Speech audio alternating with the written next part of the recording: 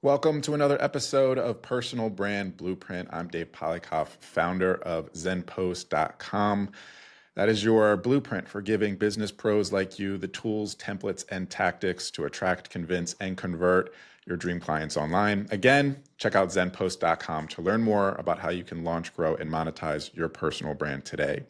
On today's episode, we have Lidia Chmel, business coach and growth strategist at Get It Done Coaching LLC. Today, we're going to learn about how Lidia has used the power of her personal brand to grow her business and career. So Lidia, welcome to the show. Hey, no, thank you for having me, Dave. Absolutely. So what I love to start at the top with is the number one question that as personal branders, we should always have a solid answer for, and we get asked all the time, which is no pressure. But what do you do? Um, I help coaches thrive. It's a great answer. Give us some Any context. specifics? Yeah. Give us some Yeah, context as to like how do people work with you?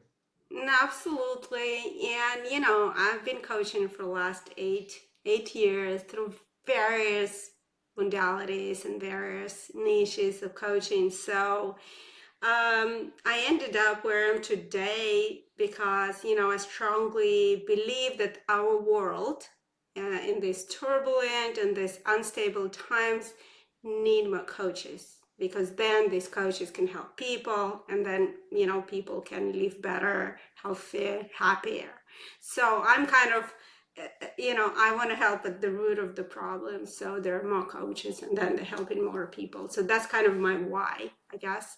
Now, what I do, I help coaches and mainly starting up or pivoting, right? When they want to kind of change direction or when they just get the coaching diploma and they have like, now what? So my strong suit is business and marketing because not only I had 15 years of corporate career with a strong business kind of background, executive MBA, and then my own business for 8 years, and then the coaching experience. So what I can help is give very practical, very down-to-earth advice on how to build a coaching practice from ground up and to grow the practice and to scale the practice so that coaches don't have to be stuck in the money, time for money kind of rat race, and they can scale and they can, and they can have a full sustainable, financially sustainable business practice, because that's a problem. That's a problem that we have that actually nobody talking. Sure. Yeah, we're going to get to that too then. So then you mentioned there's kind of two phases, it sounds like, that you work with people on. One is kind of launching into coaching, the other being help if you're already a coach, maybe scaling and growing that coaching practice. Let's start with the former. What's like an ideal client for you? Where are they in their life, their career, where they would finally go, okay, I need to start working with Lydia?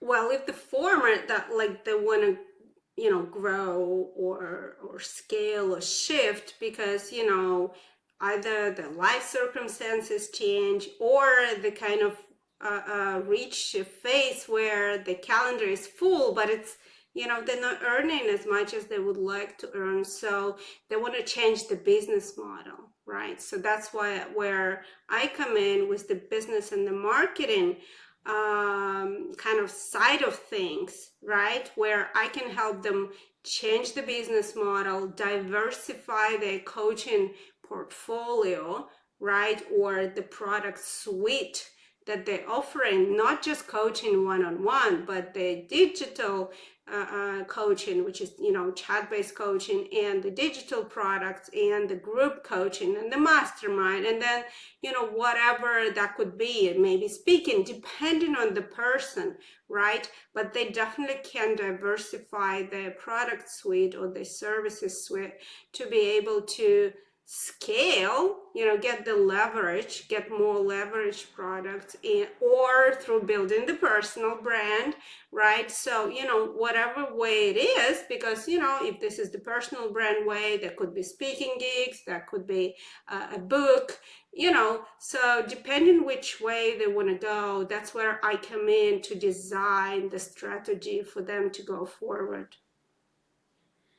And what about those that are maybe at the W-2 job, they're at their full-time employment somewhere, and they want to get into full-time coaching? Where are they, I guess, in their career? What types of jobs and positions do they have? And what are they kind of going through in their life that would make it an ideal time for someone to start working with you?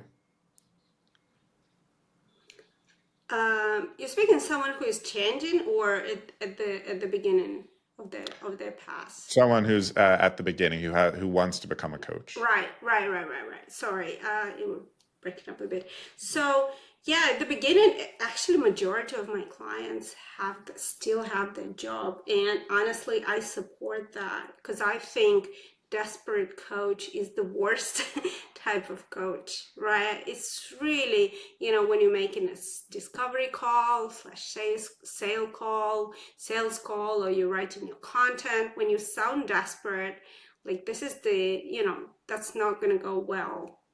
That's not going to be very, very attracting. So yeah, majority, I love working with people who have some experience, who have some corporate experience, some life experience. Again, that might sound a little bit harsh, but I don't think I would go and hire a 20-year-old coach, maybe a teacher, maybe there is someone at 20 years, and they learn something that can teach me something. Now teaching is a different thing, right?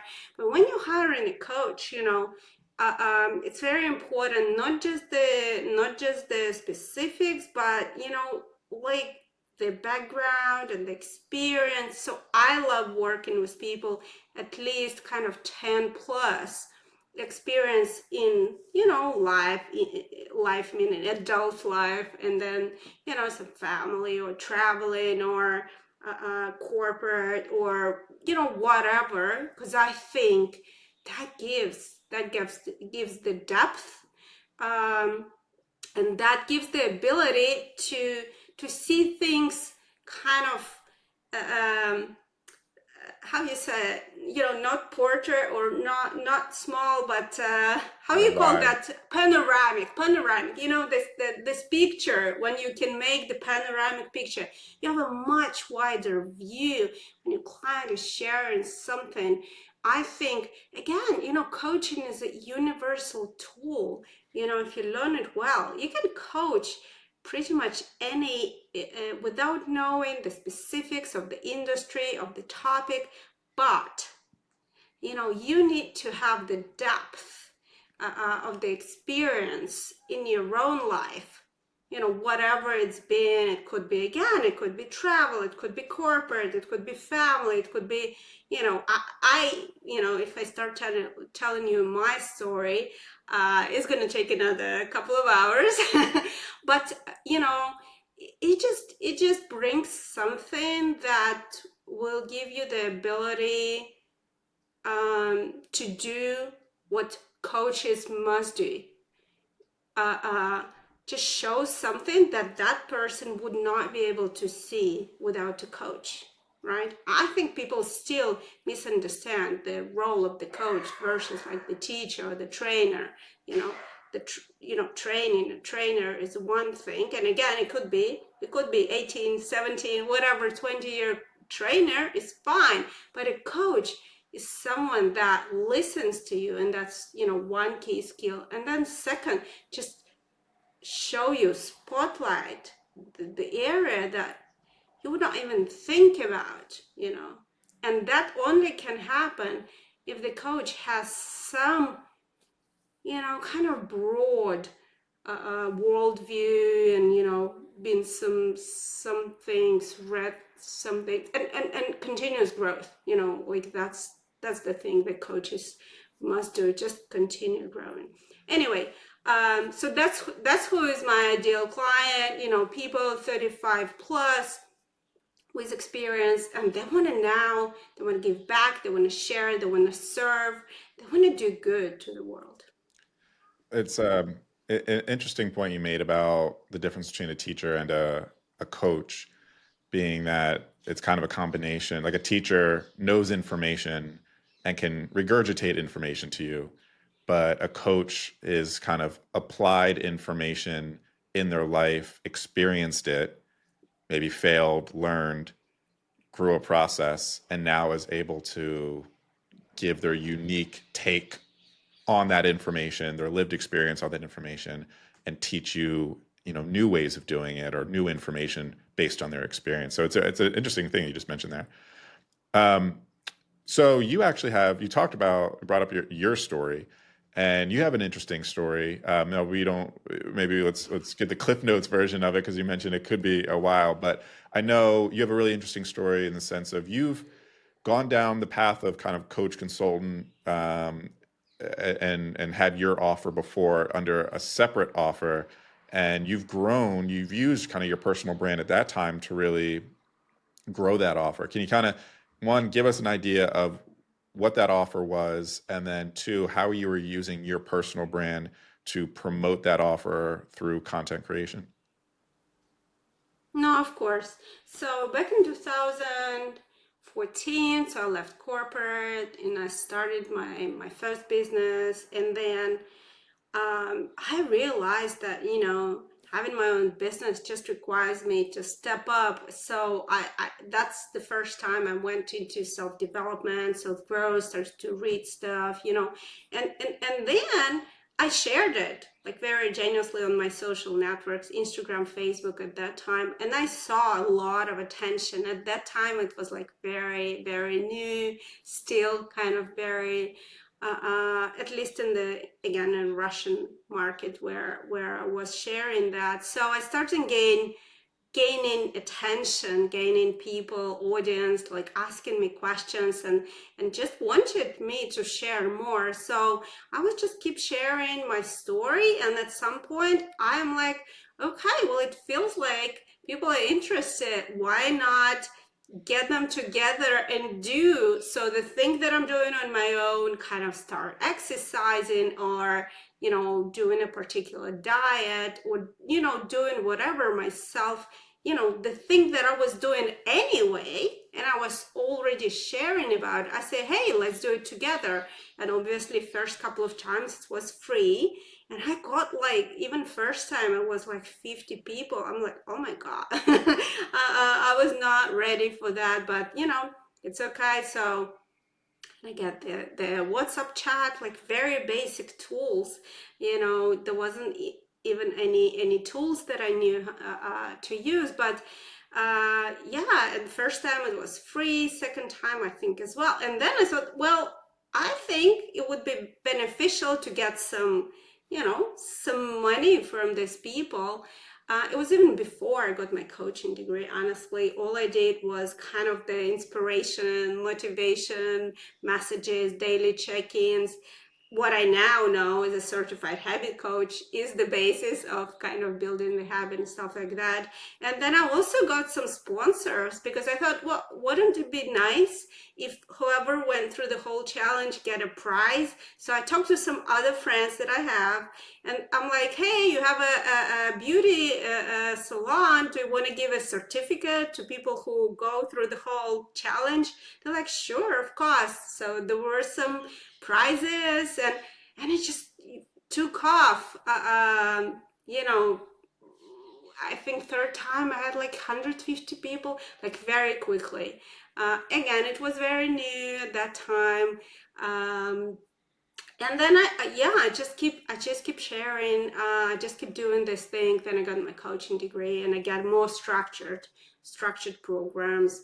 But basically, I used solely, honestly, social media and my brand, because I was keep sharing pretty much daily. It was intense, but it was fun. I was enjoying it.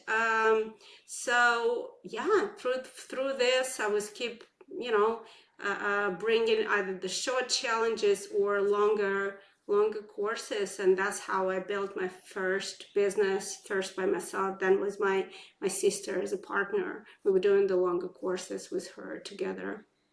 So you saw success with that initial business. What did you learn from that that you're now applying to your current coaching business that is helping you succeed in this new business? Well, that consistent consistent appearance on social media, whatever you choose, the social media, I think it doesn't matter. It just whatever fits it just pays off. So you be there, right? The consistency, that what pays off. The second one is authenticity. Being yourself, being open, honest. I always been very, very honest, and sometimes it gets you in trouble. I've gotten some posts where I thought like an innocent post about like I'm not wearing makeup, and this is kind of deliberately because I just think, why men can live their whole life not worrying about buying this stuff, it costs money, and then just learning how to do it, and then and I'm like, it's just not fair. And that post, like it blew off my Facebook, because apparently people, women, felt offended because I said you don't need to use it.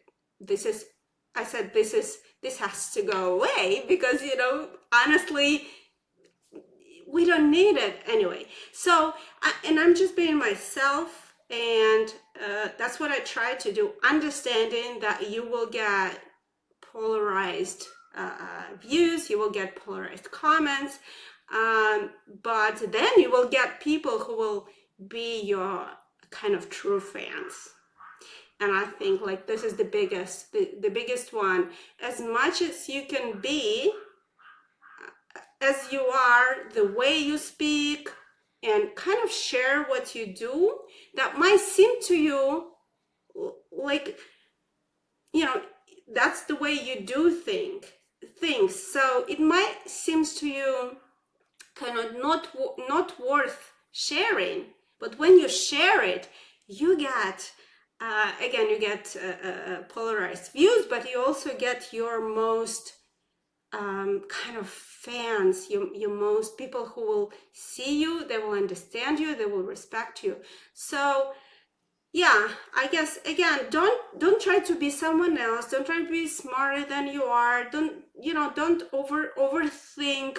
Just share things that you feel like ordinary, and then people can see you. That's what I use, and yeah, every time I do that, it works.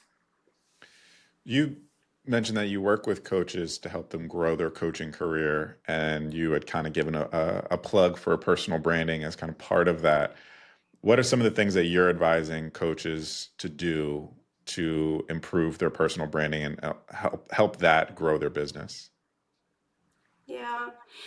Well, the first kind of the foundational is basically get clear of who you serve, right?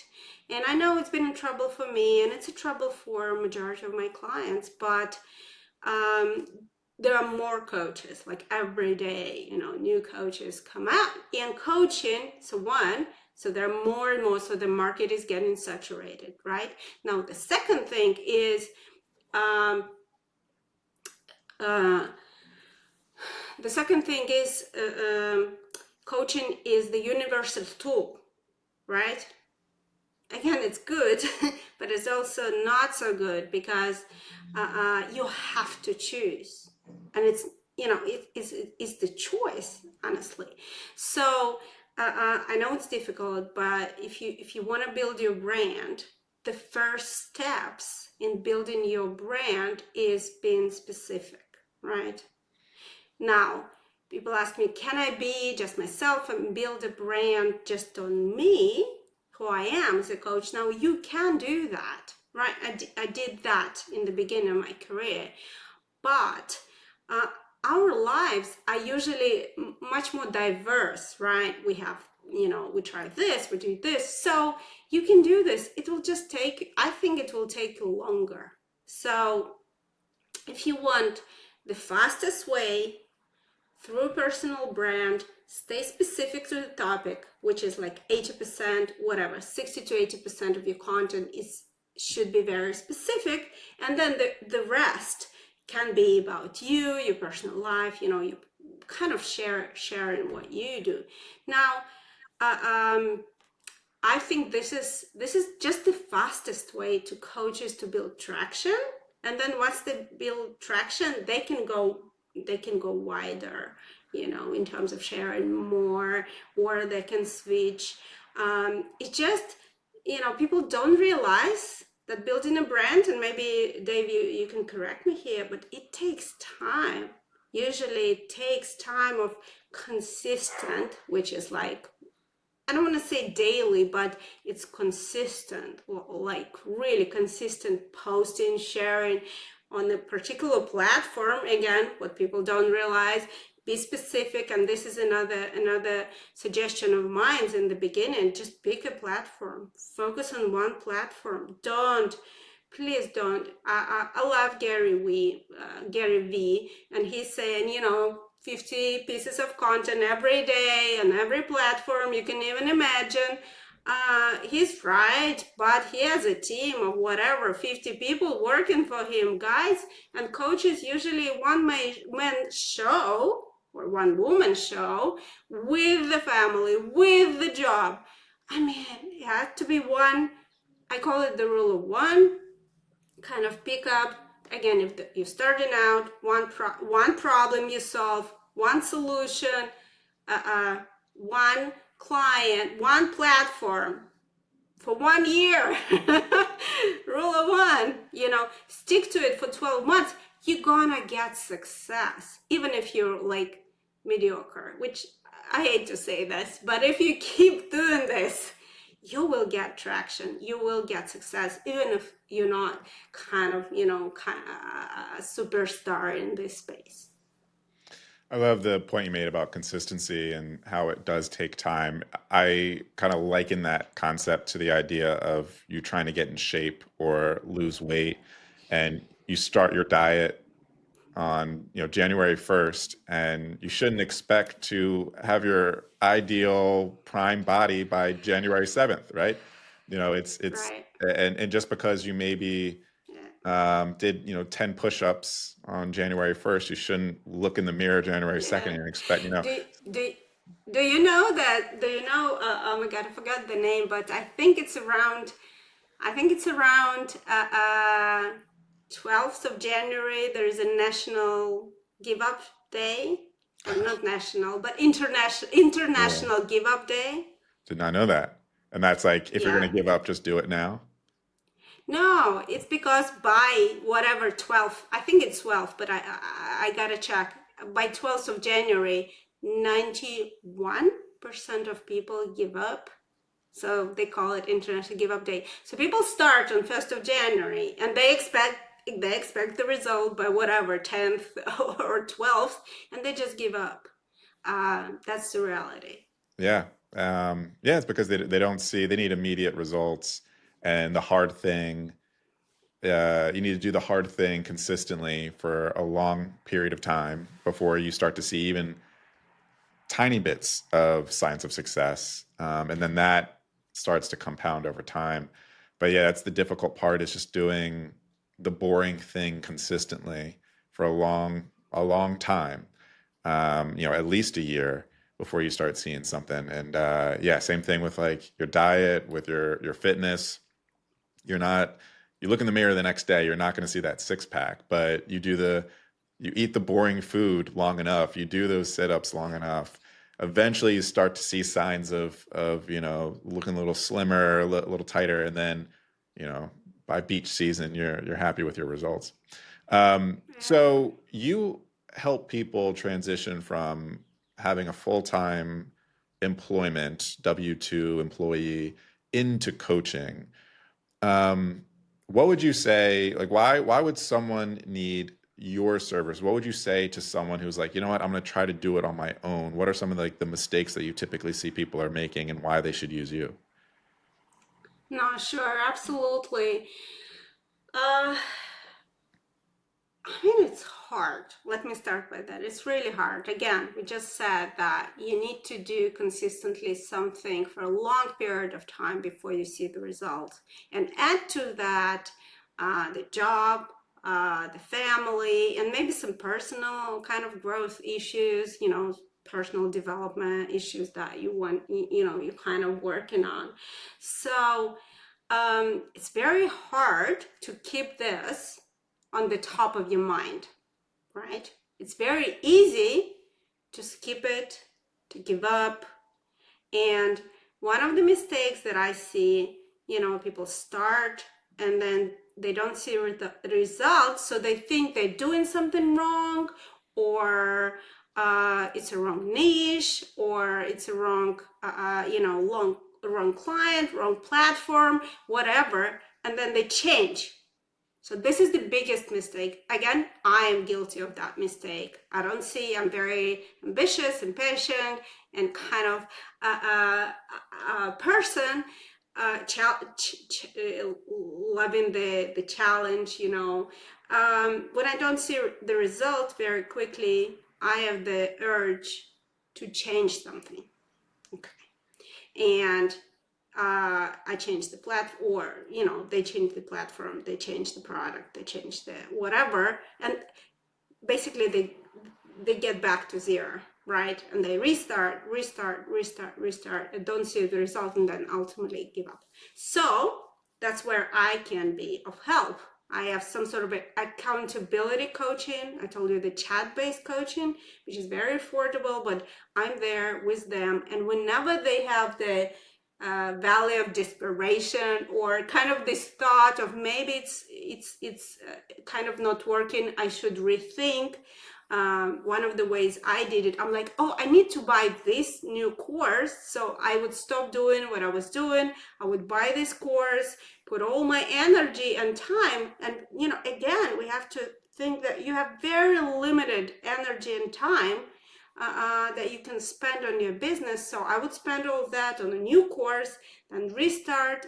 And that's where I can come in and I can be supportive, kind of, helping to go through this deep in motivation, that self-doubt, that, whatever internal thoughts are, guide through those to keep on doing, or if necessary, kind of adjust the way and see if that's working better or not. So one of the biggest mistakes, like you ask, what are the biggest mistakes? Coaches just change because they don't see the result. The expectation are too unrealistic. They don't see result. They just change. Now another one is kind of the related shiny object syndrome. These days we are bombarded by the marketing messages, the advertisement of, oh, you should use these tactics, and now with AI you should use this AI, it's going to do all the work for you. Oh my god. I hate some of those. They will do all the content for you, and this one will do that. And again, all it's doing is distracting you. So what I do, this is another mistake, and probably there are more mistakes, but honestly, what I can help with most is first craft the strategy. And I love using very simple business and marketing processes, because in the beginning you don't need anything, some complicated expensive software or whatever. No, you need to do the work. And the work is uncomfortable, whether it is doing the work every day or doing some uncomfortable stuff. And for a lot of coaches, selling is uncomfortable. And again, that's where I help. And they avoid selling at all costs. They're like, oh, I'm going to put my content out there, build it and they will come. No, that's not going to work. So I help them go through those uncomfortable moments, whatever they are, if I'm not there, I know what they're going to do. They're going to run away either from the shiny new object, kind of finding a new thing, or they're going to change the platform. They're going to find the way. How do I know? I did that myself. So I'm there to keep them grounded, to keep them, I don't want to say change, but kind of committed to the strategy for long enough to see the results. Yeah, that's great. Going back to the idea of you need to stay consistent for a long period of time. And sometimes we need that boss in the room to kind of keep us accountable throughout the process. Because a lot of coaches, consultants, we're solopreneurs, and we don't have that boss. So yeah, to have someone in the room there keeping us accountable is sometimes necessary. You have to kind of hire a boss, if you will. It sounds like, yeah. Yeah, there we go. And it's kind of, it's a boss, it's a best friend, it's a, it's a many hats. So the coach, the best coach, has a few voices. And we actually, if you go to a good coaching school, they teach you to change the tone of voice. If you want to be a boss, you can speak with with a very assertive saying, hey, Dave, it's time to do it. You promise you're going to do that today. Are you going to do it? So kind of change. So a good coach has various hats. It can be a best, it can be a boss with, challenging you. It can be a very supportive kind of friend, and it can be a magician or a wizard with the very kind of soft voice to help you, get through some of the difficult parts. So a good coach, has a number of tools to get you through this journey. So it's not just a boss. I just want to say that a good coach has a wider repertoire of tools to help you get through this journey. So our audience is made up of coaches, consultants, solopreneurs. If any of them were interested in using your service, kind of what's your pitch? You tell people of who you are, what you do, and then most importantly, how they can get a hold of you to take next steps. Sure. Yeah, if you want to look, if you feel stuck where you are, if you feel like you need to pivot, you need a new strategy, you need to kind of visit your business model, your processes, marketing, business, then, I think I can do that with confidence and help you get results. That's kind of my motto. I'm confident I can get you results. And where you can find me, it's getitdonecoaching.com. It's my website, or LinkedIn. Right now, my platform of choice is LinkedIn, very focused. I always do what I tell other people to do, because I think otherwise would be funny. Lidia Chmel, find me there. I hang out pretty much every day, or DM me. Yeah, let's hang out, read some of my content, see if it resonates, and if you feel like you need more individualized approach, jump on a discovery call with me, and we'll start from there. Awesome. That's all for today's episode of Personal Brand Blueprint. A big thank you to Lydia for being on today's show and walking us through how she grew her personal brand and career. To learn more about how to launch, grow, and monetize your personal brand, make sure to subscribe to the Personal Brand Blueprint podcast. Follow me, Dave Polykoff, on LinkedIn, and check out zenpost.com for details on how to work with me directly. Links to all of that, plus how to get a hold of Lydia and all of her business endeavors and services, will be in the show notes below. Thank you, and see you on the next episode of Personal Brand Blueprint. Thank you, Dave.